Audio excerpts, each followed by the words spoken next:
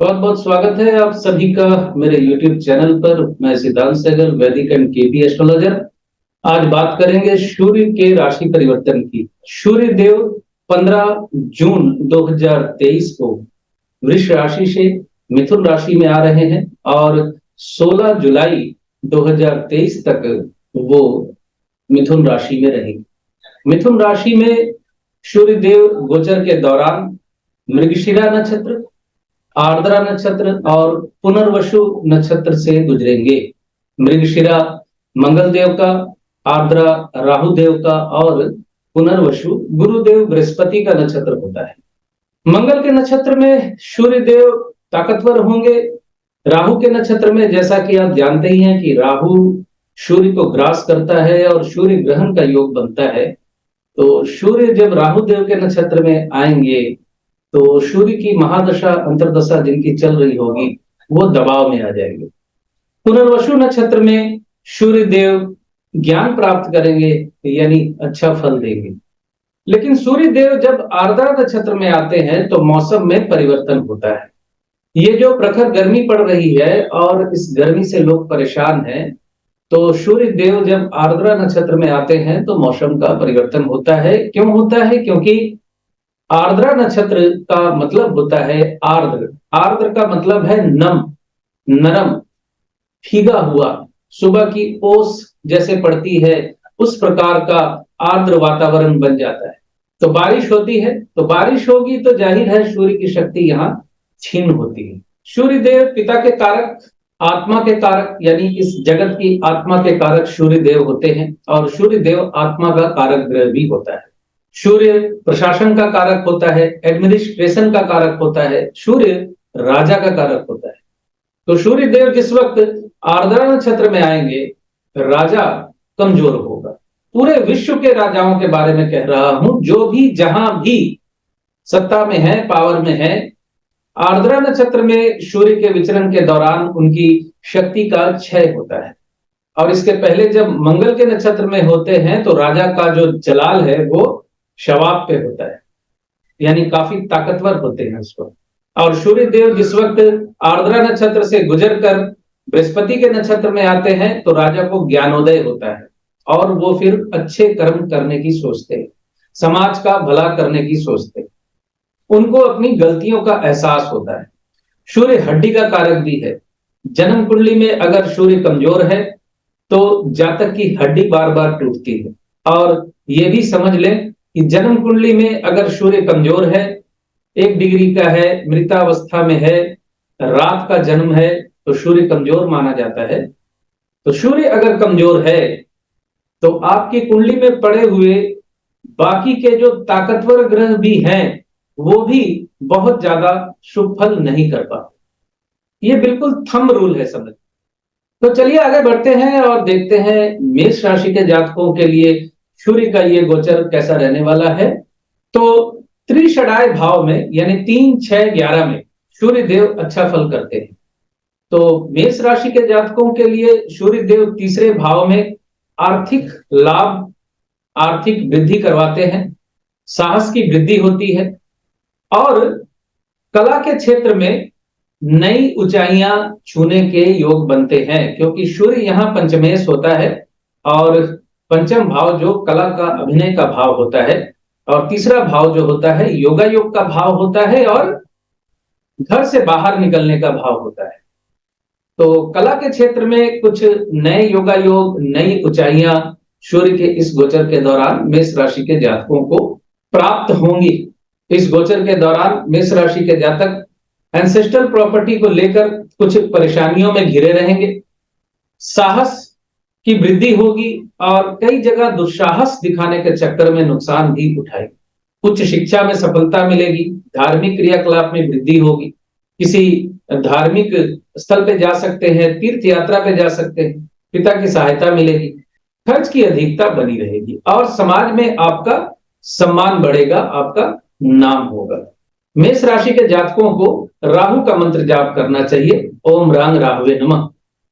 और आपकी जन्म कुंडली के अनुसार सूर्य अगर पॉजिटिव घरों के लॉर्ड हैं, यानी पंचमेश है, नवमेश है, दसमेश है, तो किसी ज्योतिष से सलाह लेकर आप माणिक धारण करें। वृष राशि के जातकों के लिए सूर्य देव होंगे दूसरे भाव में। दूसरे भाव में सूर्य देव का विचरण बहुत अच्छा फल नहीं करता। रिश्ते नातेदारों के साथ आपका मनमुटाव होता है, धन संबंधी मामलों को लेकर चिंता होती है, एक भय आपके अंदर व्याप्त रहता है दूसरे भाव में गोचर के दौरान। लेकिन माता का लाभ होने वाली स्थिति बन रही है, आपकी माता को लाभ होगा। गोचर की शुरुआत में छोटी यात्रा, नए योगा योग, गोचर के मध्य में खर्च की अधिकता और मानसिक तनाव आपको झेलना पड़ सकता है, और गोचर के आखिर में आपकी सेविंग्स टूट सकती है, धन का नुकसान हो सकता है और आपकी उम्मीद से ज्यादा खर्च हो सकता है। तो यहां आपकी जितनी चादर है उतने ही पैर फैलाने हैं, यानी सोच समझकर खर्च करना है, नहीं तो आपको आर्थिक समस्याओं के सम्मुखीन होना पड़ेगा। आपका स्वास्थ्य अचानक बिगड़ सकता है, आपको हॉस्पिटल भर्ती होना पड़ सकता है, पुराना कोई रोग आपको परेशान कर सकता है। वृष राशि के जातक बृहस्पति का मंत्र जाप करें। मिथुन राशि के मित्रों के लिए सूर्य देव होंगे प्रथम भाव में। प्रथम भाव में सूर्य देव का विचरण दाम्पत्य जीवन पे बुरा प्रभाव डालता है। दाम्पत्य जीवन में तनाव की वृद्धि होती है, साहस की वृद्धि भी होती है, क्योंकि सूर्य देव यहाँ तीसरे भाव के लॉर्ड होते हैं।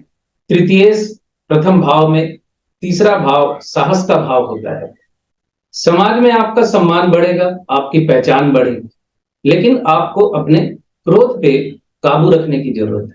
गोचर की शुरुआत में धन प्राप्ति, इच्छा पूर्ति, सेविंग्स में वृद्धि, गोचर के मध्य में भी इच्छा पूर्ति, अचानक धन प्राप्ति, स्वास्थ्य लाभ, और गोचर के अंत में व्यवसाय से धन लाभ, दाम्पत्य जीवन में प्रेम की वृद्धि, संतान संबंधी खुशखबरी और बहुप्रतीक्षित प्रमोशन, आपकी पदोन्नति होने के योग बन रहे हैं।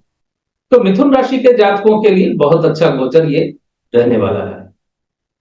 कर्क राशि के मित्रों के लिए सूर्य देव होंगे द्वादश भाव में। द्वादश भाव में सूर्य देव का विचरण कष्टों में वृद्धि, नींद की कमी, बेडरूम प्लेजर में कमी करवाता है। मानसिक तनाव बना रह सकता है, आपकी सेविंग्स टूट सकती है, आपका धन आपकी उम्मीद से ज्यादा खर्च हो सकता है, क्योंकि कर्क राशि में सूर्य देव द्वितीय है और द्वितीय होकर वो द्वादश में विचरण कर रहे हैं। गोचर की शुरुआत में कर्म व्यस्तता, प्रेम संबंधों में सफलता, शिक्षा में अग्रगति, सरकारी कामों से लाभ के योग बन रहे हैं। गोचर के मध्य में राजनीतिक क्षेत्रों में सफलता, और आप अपनी बात जबरदस्ती मनवाने के चक्कर में अपना नुकसान भी कर सकते हैं। अपने कलीग के साथ या जो लोग आपके नीचे काम करते हैं उनके साथ दुर्व्यवहार करने से बचें। और गोचर के अंत में पद प्राप्ति, सम्मान वृद्धि, नौकरी की प्राप्ति अगर आप ढूंढ रहे हैं तो, लेकिन दाम्पत्य जीवन में तनाव और अलगाव के योग भी बन रहे हैं। अपने स्वास्थ्य का भी आपको ध्यान रखने की जरूरत है। सिंह राशि के मित्रों के लिए सूर्य देव होंगे एकादश भाव में। एकादश भाव में सूर्य देव का विचरण सिंह राशि के जातकों के लिए ऑल ओवर सक्सेस का प्रॉमिस कर रहा है, यानी आपको सफलता मिलेगी, स्वास्थ्य लाभ होगा, इच्छा पूर्ति होगी, मित्रों की सहायता मिलेगी, विशेष करके ऐसे मित्रों की सहायता मिलेगी जो सरकारी पद पर आसीन हैं या सरकार पक्ष से आपको मदद मिलने के योग बन रहे। गोचर की शुरुआत में थोड़ी खर्च की अधिकता और मानसिक तनाव बना रह सकता है। आप कोई प्रॉपर्टी खरीद सकते हैं, उस प्रॉपर्टी खरीदने के चक्कर में आपका धन खर्च हो सकता है थोड़ा ज्यादा। लंबी दूरी की यात्रा पे आप जा सकते हैं। धर्म कर्म पूजा पाठ ज्योतिष के क्षेत्र से जो मित्र जुड़े हुए हैं उनके लिए लाभकारी समय ये रहने वाला है। गोचर के मध्य में लंबी दूरी की यात्रा, धार्मिक स्थल पे जाने का योग, लेकिन आप समाज में चली आ रही मान्यताओं के खिलाफ जाकर समाज के कुछ लोगों को अपने खिलाफ कर लेंगे, इस चीज का आपने थोड़ा ध्यान रखना है। गोचर के अंत में उच्च शिक्षा में सफलता, धार्मिक यात्रा, तीर्थ यात्रा, प्रेम संबंधों में सफलता, लेकिन नौकरी के लिए यह समय अच्छा नहीं है। अगर आप नौकरी करते हैं, विशेष करके प्राइवेट नौकरी में अगर आप हैं, तो आपकी नौकरी छूट सकती है, इस बात का ध्यान रखें। सिंह राशि के जातक सूर्य नमस्कार से अपने दिन की शुरुआत करें और सूर्य का मंत्र जाप करें, ओम श्री सूर्याय नमः। कन्या राशि के मित्रों के लिए सूर्य देव होंगे दसम भाव में। दसम भाव में सूर्य देव कार्य सिद्धि करवाते हैं। दशम भाव में सूर्य देव को दिशा बल प्राप्त होता है। सरकारी नौकरी ढूंढ रहे हैं और आपकी जन्म कुंडली में अगर योग है तो इस वक्त आपको सरकारी नौकरी मिल सकती है। लेकिन कन्या राशि के जातकों के लिए सूर्य का ये गोचर बहुत ज्यादा लाभदायक नहीं रहने वाला। गोचर की शुरुआत में आपको एंसेस्ट्रल प्रॉपर्टी से रिलेटेड मामले में कुछ प्राप्ति के योग बन रहे हैं। पुराना फंसा हुआ पैसा मिल सकता है। पुरानी चली आ रही समस्याओं का अंत हो सकता है। लेकिन गोचर के मध्य में कर्म स्थान पे अपमानजनक स्थितियों का सामना आपको करना पड़ सकता है। किसी करप्शन के केस में आप फंस सकते हैं। आप सरकारी एजेंसियों के रडार पे आ सकते हैं। और गोचर के अंत में ससुराल पक्ष से परेशानी, व्यवसाय में नुकसान और कर्म स्थान पे सम्मान हानि का योग बन रहा है। माता के साथ मनमुटाव और प्रॉपर्टी को लेकर परिवार में तनाव के योग बन रहे। कन्या राशि के जातक राहु का मंत्र जाप करें, ओम रांग राहवे नमः, और राहु का उपाय करें। अगर उनकी राहु की महादशा चल रही है या सूर्य की महादशा या अंतरदशा चल रही है तो राहु का उपाय क्या करना है उसका वीडियो आपको इस वीडियो के डिस्क्रिप्शन में मिल जाएगा। वहां मैंने काफी अच्छे से तफसील से बताया हुआ है कि राहु का उपाय किस प्रकार से करना है। डिस्क्रिप्शन में बिल्कुल अंत में देखिएगा, नीचे राहु के उपाय और केतु के उपाय वाला लिंक दिया हुआ है।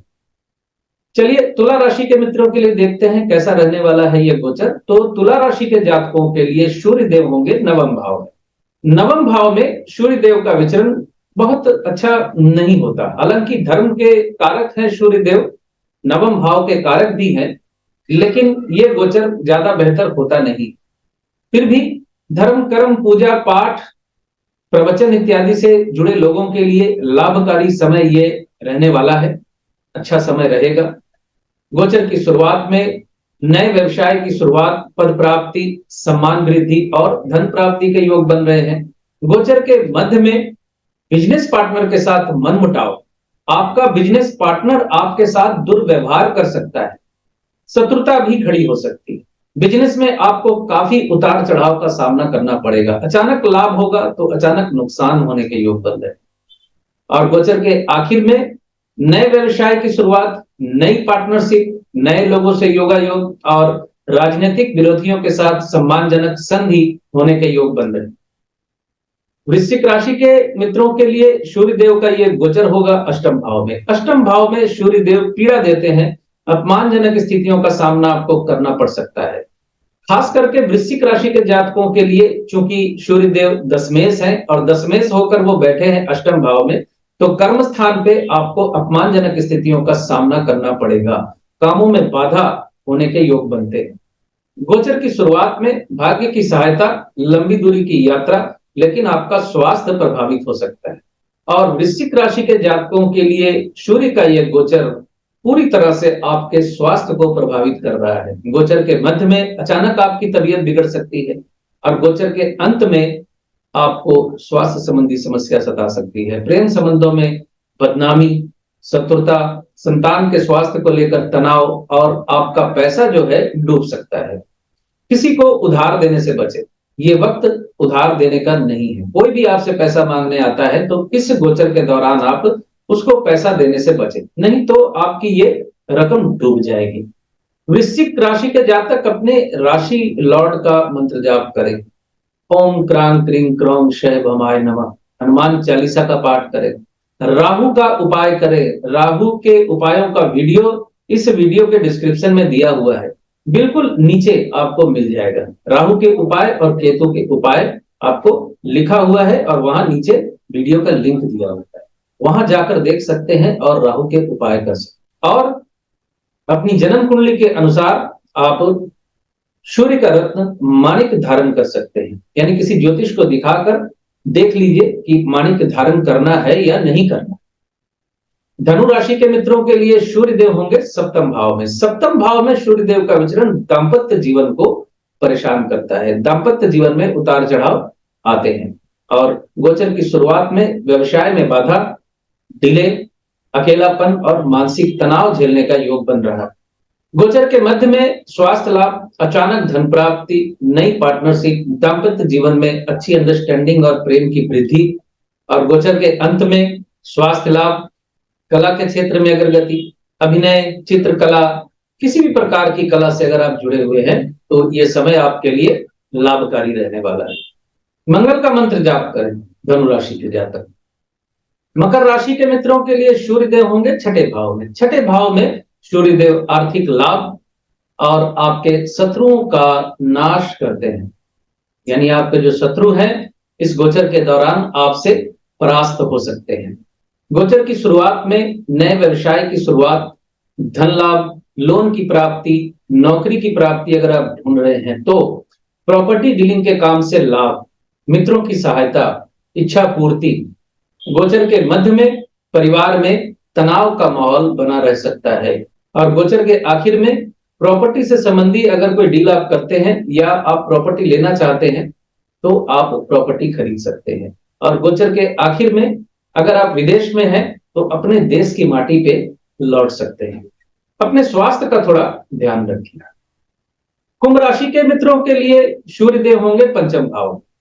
पंचम भाव में सूर्य देव का विचरण निर्धनता का योग बनाता है, लेकिन कुंभ राशि के जातकों के लिए सप्तमेश होने की वजह से और सूर्य का पंचम भाव में बैठने की वजह से पार्टनरशिप के काम में लाभ और दाम्पत्य जीवन में प्रेम की वृद्धि, स्वास्थ्य लाभ का योग बनाता है। गोचर की शुरुआत में कर्म व्यस्तता, कर्म स्थान पे मेहनत आपको ज्यादा करनी पड़ेगी, सम्मान वृद्धि होगी, लेकिन दाम्पत्य जीवन में थोड़ी अनबन का संकेत यहाँ है। गोचर के मध्य में छोटी यात्रा, नए योगायोग, पड़ोसियों के साथ विवाद। और गोचर के अंत में धन प्राप्ति, व्यवसाय से धन प्राप्ति, दाम्पत्य जीवन में प्रेम की वृद्धि, सेविंग्स में वृद्धि, नए योगायोग, नए काम की शुरुआत, पड़ोसियों के साथ अच्छा संबंध बना रहेगा, छोटे भाई बहनों के साथ अच्छा संबंध बना रहेगा और कम्युनिकेशन से संबंधी ज्यादातर कामों से आपको लाभ के योग बन रहे हैं। चलिए देखते हैं मीन राशि के मित्रों के लिए ये गोचर कैसा है। तो मीन राशि के जातकों के लिए सूर्य देव का गोचर होगा चतुर्थ स्थान पे। चतुर्थ स्थान पे सूर्य देव का गोचर मान हानि के योग बनाता है। दाम्पत्य जीवन में कुछ तनाव, माता के स्वास्थ्य को लेकर तनाव हो सकता है, लेकिन गोचर की शुरुआत में स्वास्थ्य लाभ आपको होगा, प्रेम संबंधों में आपको सफलता मिलेगी, शत्रुओं से मुक्ति और कर्ज से मुक्ति के योग बनते हैं। गोचर के मध्य में सेविंग्स में वृद्धि, रिश्ते नातेदारों के साथ थोड़ा मनमुटाव और गोचर के अंत में सम्मान प्राप्ति, पद प्राप्ति, सरकारी कामों से लाभ, सेविंग्स में वृद्धि, रिश्ते नातेदारों के साथ अच्छा संबंध, यानी संबंध सुधर जाएगा। अगर आप गायन वादन के क्षेत्र में हैं तो ये समय आपके लिए अच्छा है। आपकी वाणी आपकी मदद करेगी। अगर आप प्रवचन करते हैं, अगर आप राजनीतिक नेता हैं तो आपकी बातों का प्रभाव जन समुदाय पे पड़ेगा। अच्छा, यहाँ कुछ राशियों को मैंने उपाय बताया है और कुछ को नहीं बताया है, तो जिनको नहीं बताया है उनके लिए जरूरी नहीं है और जिनको बताया है उनके लिए जरूरी है। बाकी अपनी राशि लॉर्ड का मंत्र जाप आप हमेशा कर सकते हैं, कभी भी कर सकते हैं। बहुत सी समस्याओं से आप यूं ही बचे रहें। तो ये था सूर्य देव के गोचर का फल मेष राशि से लेकर मीन राशि तक के जातकों के लिए। बहुत बहुत धन्यवाद आप सभी का जुड़े रहने के लिए। खुश रहिए, स्वस्थ रहिए।